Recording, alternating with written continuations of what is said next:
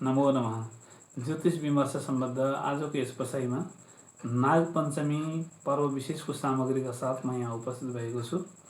श्रावण महिनाको शुक्ल पक्षको पञ्चमी तिथिलाई नाग पञ्चमी भनिन्छ।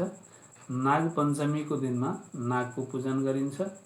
नागको पूजन गर्दा हामीले नागको प्रतिमा बनाउँछौँ र त्यो नागको प्रतिमा चामलको पिठो, गाईको गोबर, यसै गरी सुन, चाँदी वा तामा धातु विशेषबाट पनि बनाउन सक्छौँ भने कागजमा कलमले नागको चित्र बनाएर पनि गर्न सक्छौँ र त्यो चित्र अङ्कित नागलाई अर्थात् प्रतिमा बनाएर गरिएको जुन नाग पूजन हो त्योभन्दा पछाडि घरको ढोकामा पनि नागलाई हामीले टाँस्ने हाम्रो प्राचीन परम्परा छ, सनातनी परम्परा छ।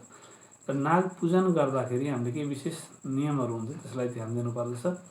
त्यसको लागि नाग पूजन कहिले पनि घरभित्र गर्नुहुन्न, बाहिर गर्नुपर्दछ। नाग पूजन गर्दा नागको शिर भागपट्टि बसेर गर्नु हुँदैन, पुच्छ भागपट्टि बसेर गर्नुपर्दछ। नाग पूजन गरिसकेपछि त्यो नागको प्रतिमालाई जलाशय, नदी वा तलाउ, जलाशय भन्नाले पानी बग्ने ठाउँ, पानीको स्रोत भएको ठाउँमा लगेर त्यसलाई विसर्जन गर्नुपर्दछ।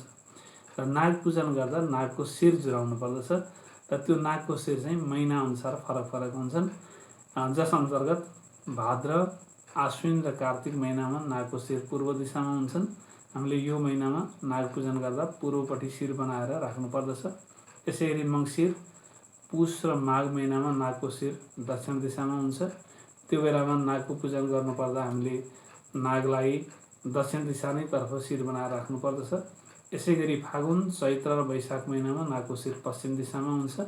त्यो समयमा नागको पूजन गर्नुपर्दा नागको प्रतिमाको शिरलाई पनि पश्चिम दिशातर्फ ढल्काएर राख्नुपर्दछ भने जेठ, आषाढ र श्रावण महिनामा नागको शिर उत्तर दिशामा हुन्छ र त्यो समयमा नाग पूजन गर्नुपर्दा नागको प्रतिमालाई पनि उत्तर शिर बनाएर राख्नुपर्दछ। नागको शिर जुराएर पूजा गर्दा मात्रै फलीभूत हुने कुरा शास्त्रहरूमा लेखिएको पाइन्छ।